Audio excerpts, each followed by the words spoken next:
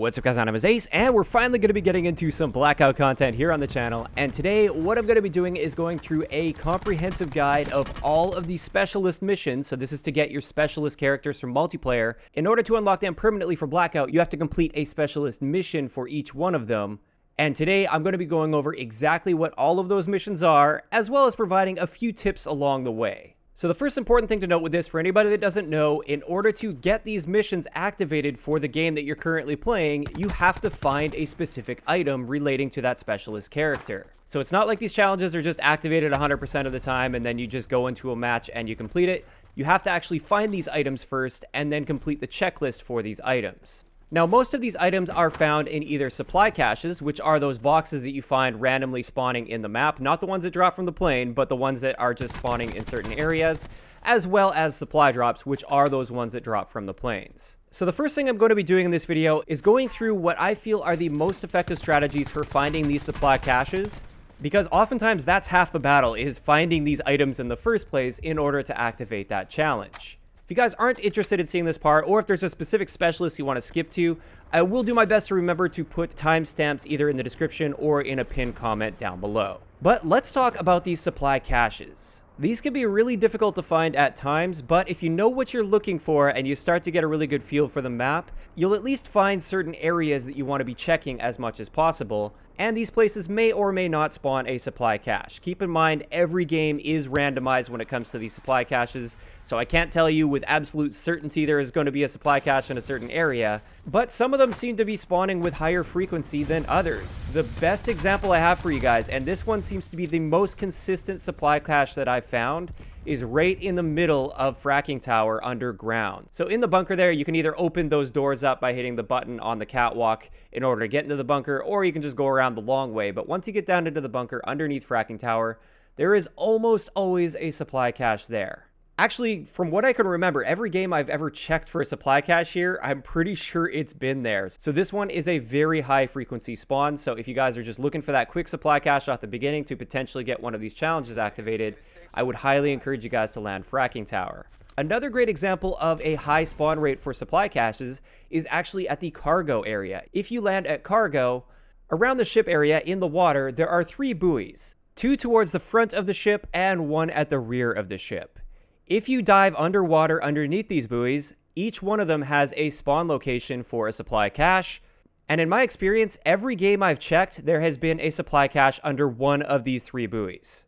It may actually be programmed so that it's guaranteed to spawn under one of these, because this one never seems to fail me if I'm looking for a supply cache. And this actually also counts as one of the Dark Ops challenges for Blackout if you open one of these 3 caches. So those are the top 2 areas I would say to land if you want that near guaranteed supply cache. Keep in mind, not 100% guaranteed because there is some randomization there, but these, in my opinion, are your best bets for finding a quick supply cache.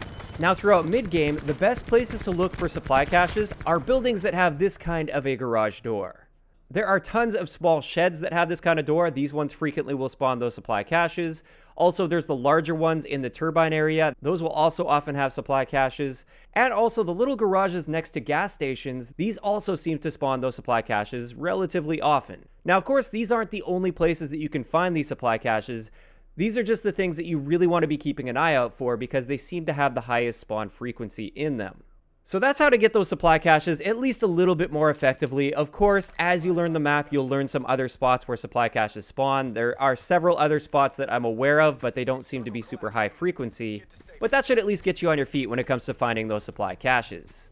As for the supply drops, these ones are pretty simple. When you're playing the match, you can often hear that giant plane come into the map, and it basically drowns out all other noises, so you can't miss it as long as you have audio on.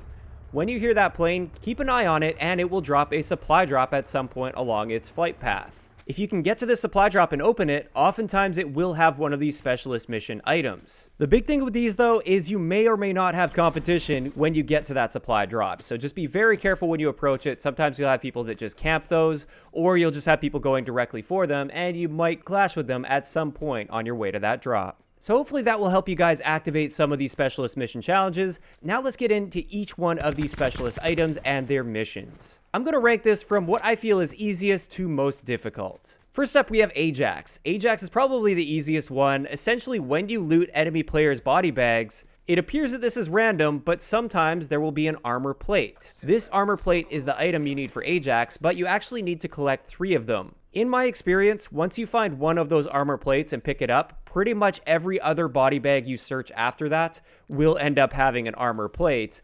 And therefore, you can usually get your 3 armor plates really, really quickly, and you just have to keep them in your inventory until you die. It doesn't matter what placement you get. You don't have to get like top 10 or top 5 or win the game or anything like that. You just have to have these 3 armor plates and die. It's as simple as that. So Ajax is probably the easiest one you'll find. Next up, let's have a look at Ruin.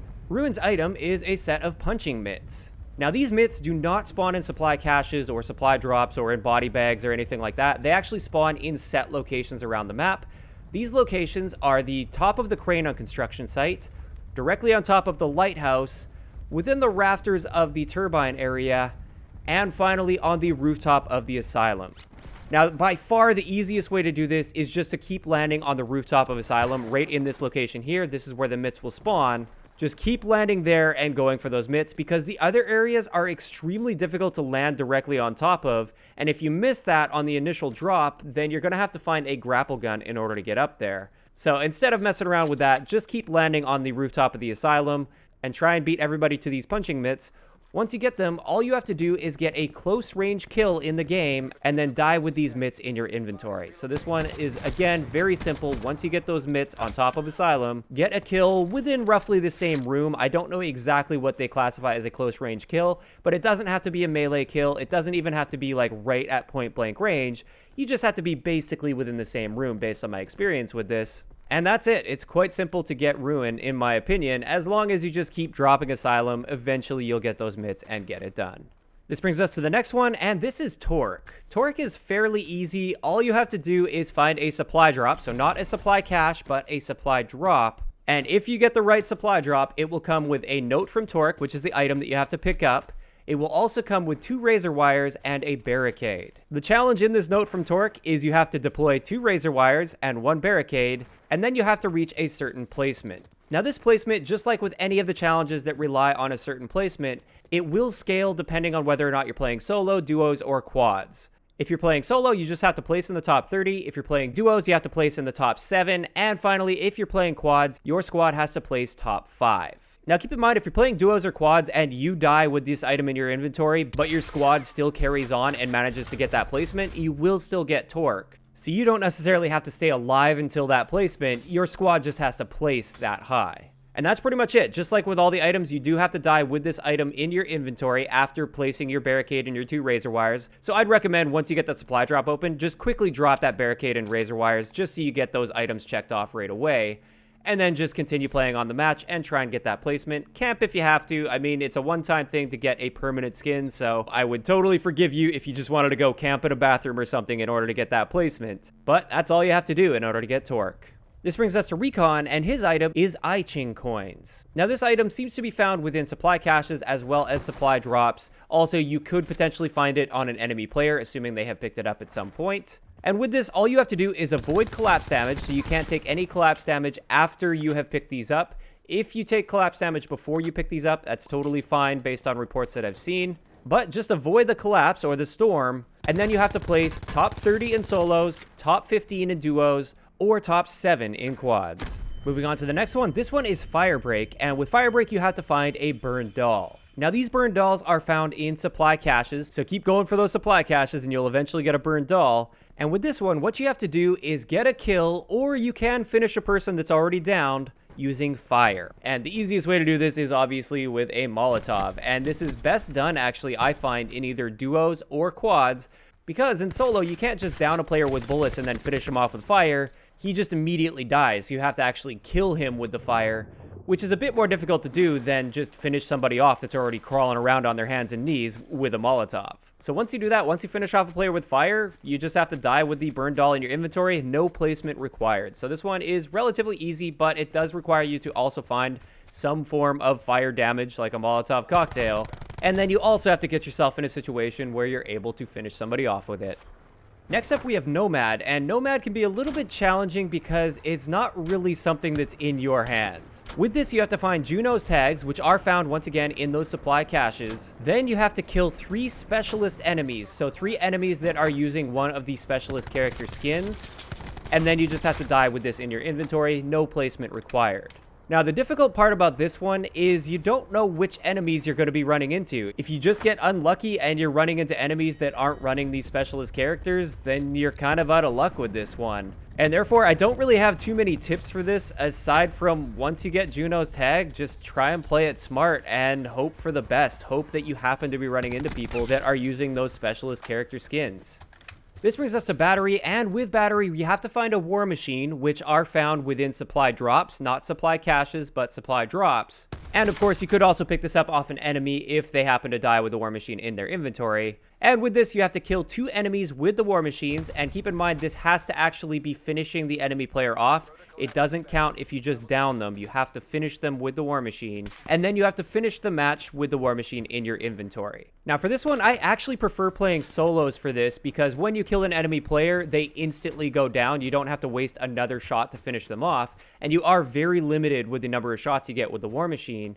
And therefore, I personally prefer doing this one in solos. But of course, it can be done in any one of the modes. And with this, once again, there is no placement required, but you do have to keep that war machine in your inventory, so it will take up one of your weapon slots until you die, which can be a little bit annoying if you're also trying to go for the win, but you do have to keep it in your inventory. Moving on to Crash, for his item, we have poker chips, and these are found in supply caches. I believe they maybe are also found in supply drops, and I could have sworn that I also found them one time in one of those healing caches. So those first aid kit looking things you find on the ground that usually contain like a trauma kit and a couple other meds. I could be mistaken on that, but I could have sworn that one time I did find poker chips in there. But with this, what you have to do is you have to end the match with 15 healing items within your inventory, so you have to stock up on those healing items.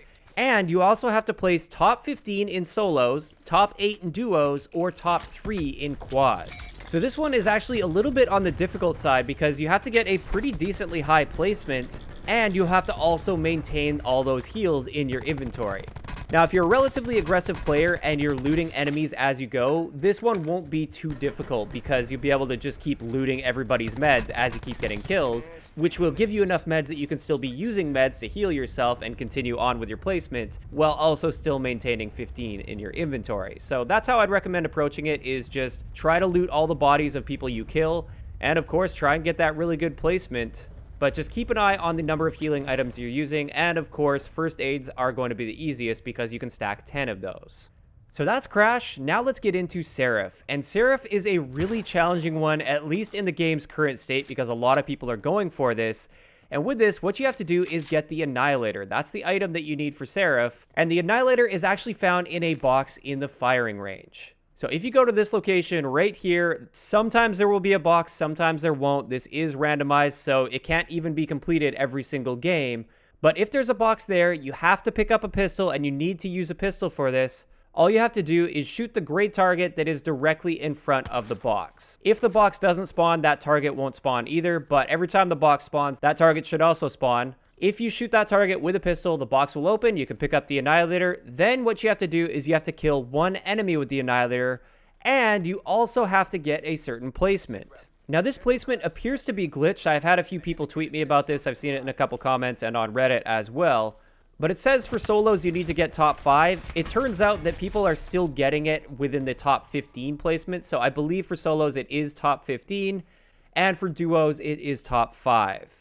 I've also been hearing reports that this box doesn't seem to spawn at all in quads. So I don't think you can do this challenge in quads, but somebody can correct me down below if I'm wrong in this area. So this one's very difficult because not only are you usually going to have a very hectic time at the beginning of the match just getting this Annihilator, because a ton of people will usually land firing range, and as of right now, a lot of people are going for this challenge.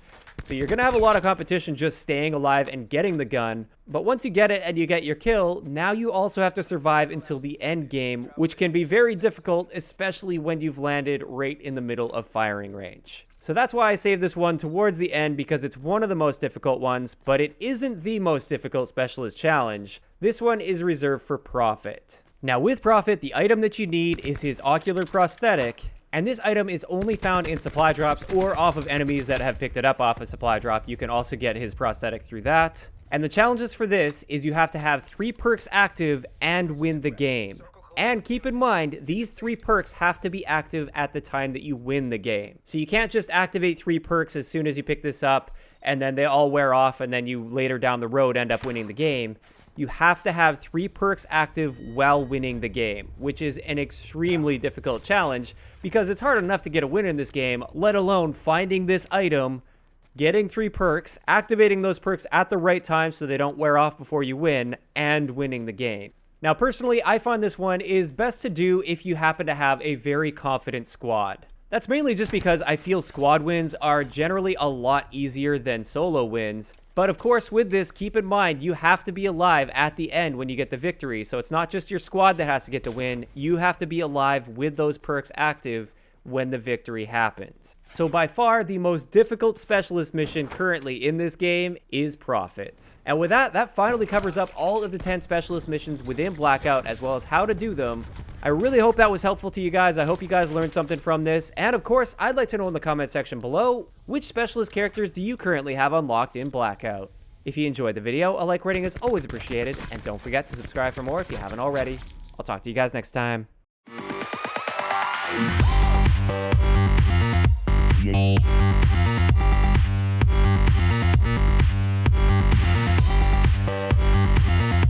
Yeah.